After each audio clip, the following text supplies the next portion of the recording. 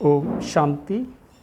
6 जुलाई 2023 के ईश्वरीय महावाक्य सुनते हैं। आज बाबा कहते हैं, मीठे बच्चे, इस ज्ञान में गंभीरता का गुण धारण करना बहुत ज़रूरी है। कभी भी अपना अभिमान नहीं आना चाहिए। माताओं का रिगार्ड रखो। आज का क्वेश्चन है, सभी बच्चों के प्रति बाप की आस क्या है? वो आस कब पूरी कर सकेंगे? उत्तर है, बाप की आस है बच्चे ऐसा पुरुषार्थ करें जो नर से नारायण बन करके दिखाएं। इसमें ही बाप का सो होगा। ऐसा सो निकालो जो बाप का भी गायन हो तो बच्चों का भी गायन हो।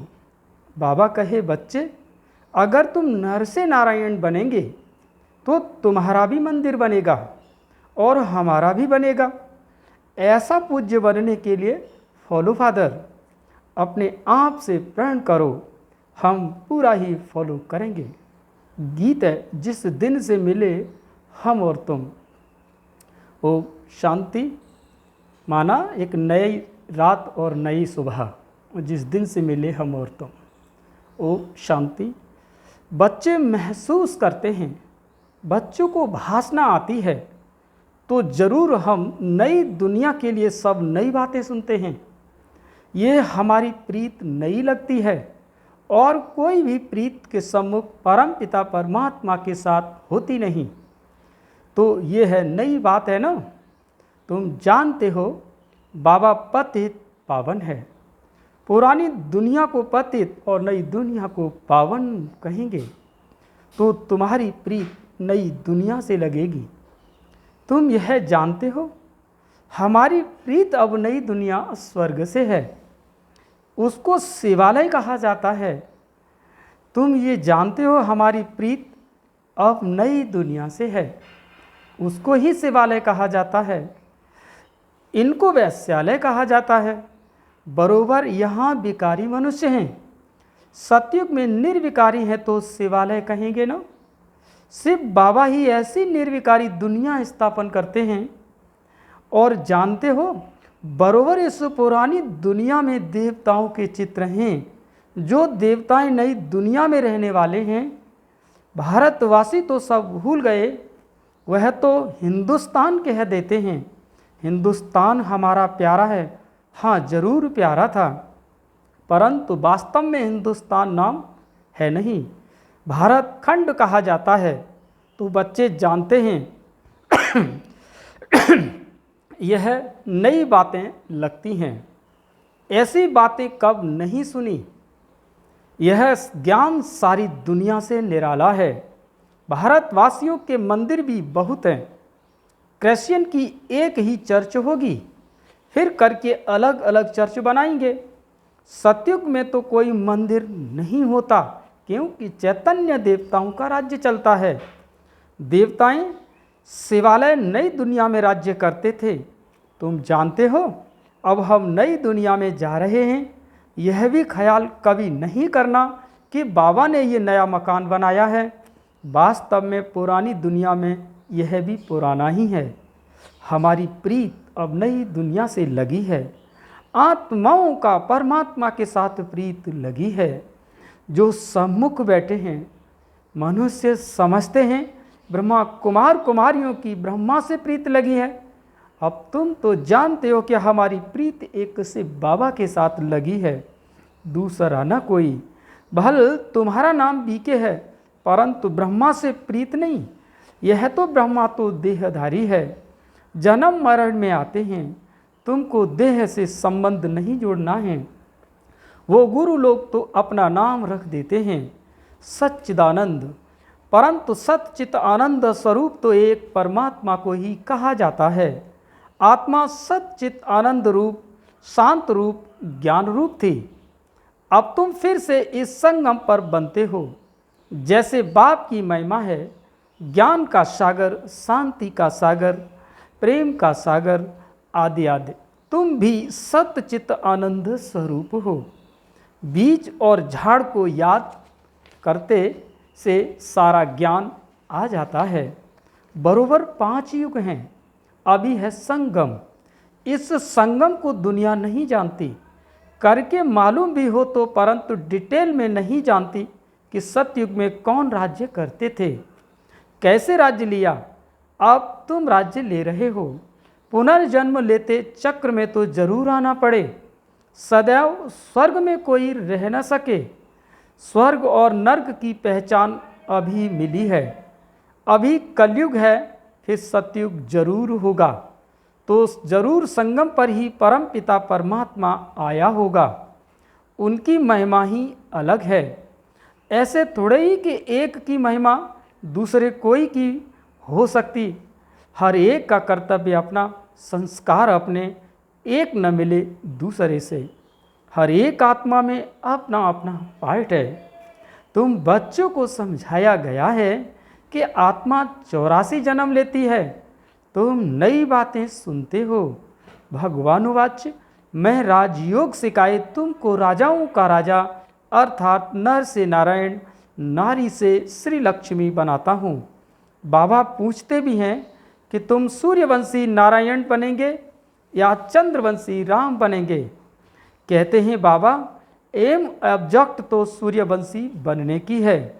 नंबर वार तो होते हैं ना। बैरिस्टर कोई बहुत अच्छा, कोई हल्का होता है। कोई सर्जन तो लाखों रुपए कमाता है, कोई बहुत थोड़ा कमाते हैं। पढ़ाई पर सारा मदार रहता है। तुम्हारे में भी कोई तो बहुत कमाने वाले होंगे, तख्त पर बैठेंगे। यह बड़ा बेहद का ईश्वरीय कॉलेज है। उन कॉलेजों में हद होती है, इतने पास होंगे। यह है बेहद का कॉलेज। तो तुम नई बातें सुनते हो। अभी तुम समझ रहे हो कि तुम अबलाओं को बल देने वाला वह परम पिता परमात्मा ही है। जानते हो परमात्मा बाप से हमको कितना बल मिलता है। हम वॉरियर्स सेना हैं, युद्ध के मैदान में खड़े हैं। नई बात है ना। गीता में पांडवों और कौरवों की लड़ाई दिखाई है, परंतु लड़ाई की तो बात है नहीं। हर एक बात नई है। श्री कृष्ण तो नई दुनिया का अल्फ है। अल्फ से लेकर के सब नई बातें हैं। नई दुनिया का अल्फ है लक्ष्मी नारायण, फिर उनके पीछे हैं बच्चे।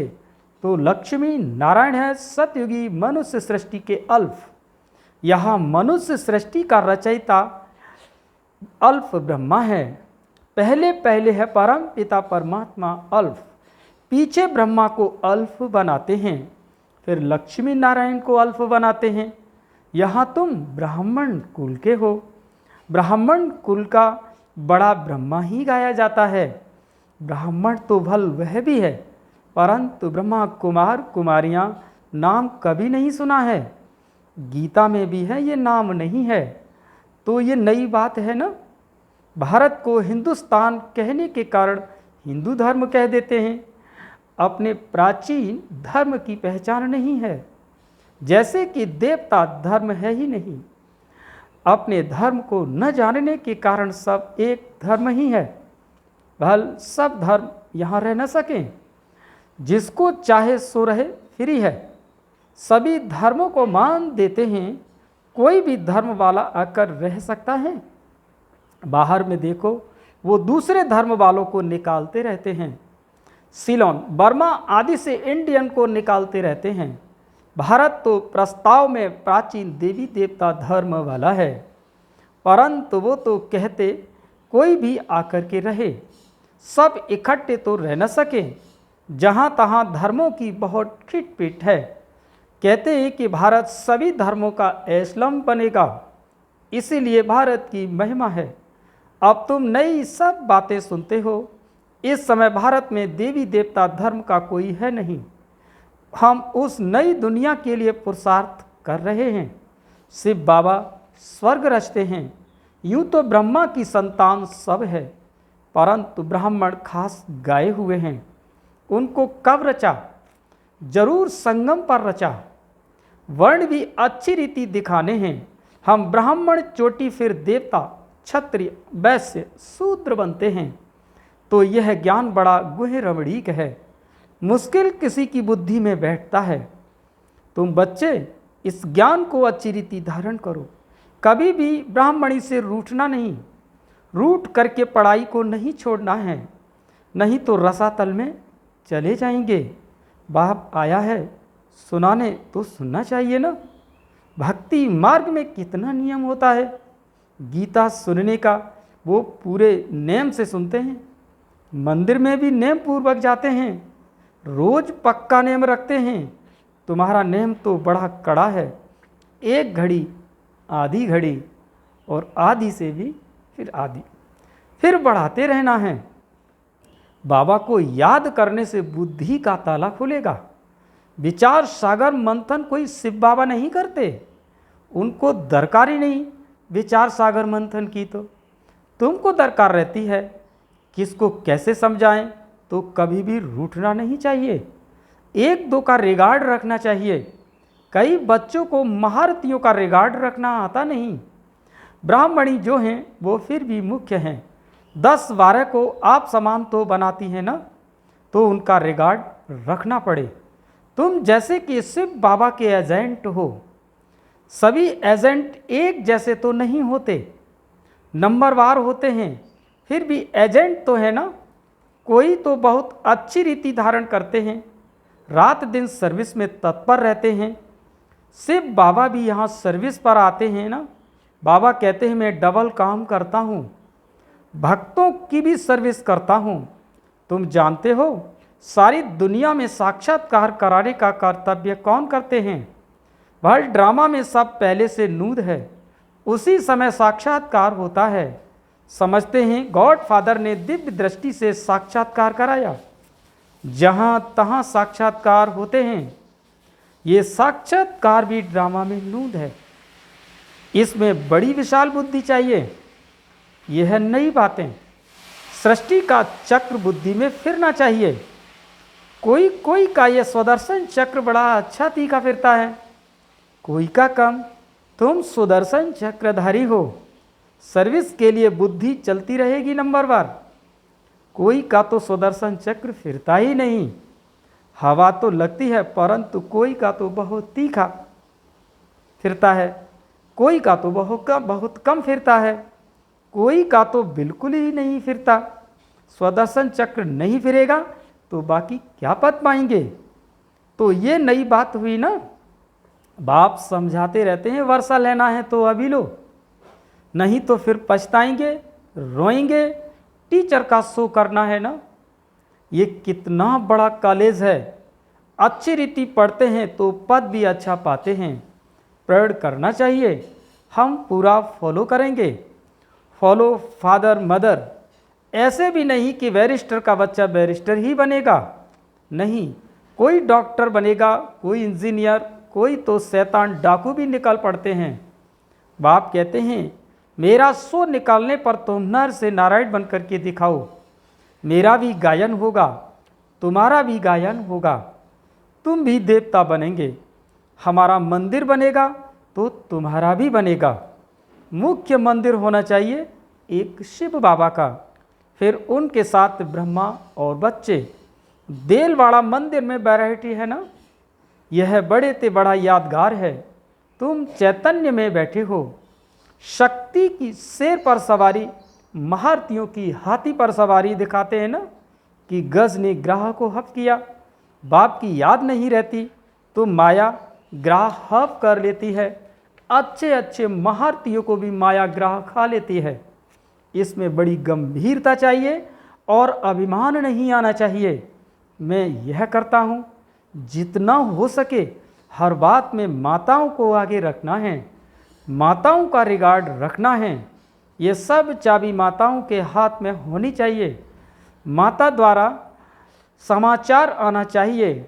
हाँ, कहाँ कहाँ कन्या अथवा माता से कुमार होशियार होते हैं, फिर उनको राय लिखनी है। हुक्म सरकार का राज्य रानी का, पहले रानी फिर राजा, पहले माता गुरु चाहिए। पुरुष को गुरु बनाने का कायदा नहीं, माताओं को आगे रखना है। लो ऐसे कहता है, वल कहाँ पुरुष भी निमित्त बनते हैं जो माताओं को ज्ञान में ले आते हैं, परंतु मेजॉरिटी माताओं की है। अहंकार नहीं होना चाहिए। मैं सब जानता हूँ, मैं होशियार हूँ।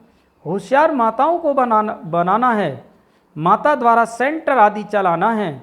अंत में सन्यासी आदि को भी माताओं के ही बाण लगने हैं, तो कायदे सिर चलना है। परम पिता परमात्मा की निंदा करने वाले ऊंच पद पा नहीं सकेंगे। बाबा सावधान सबको करते हैं, बहुत मीठा बनना है।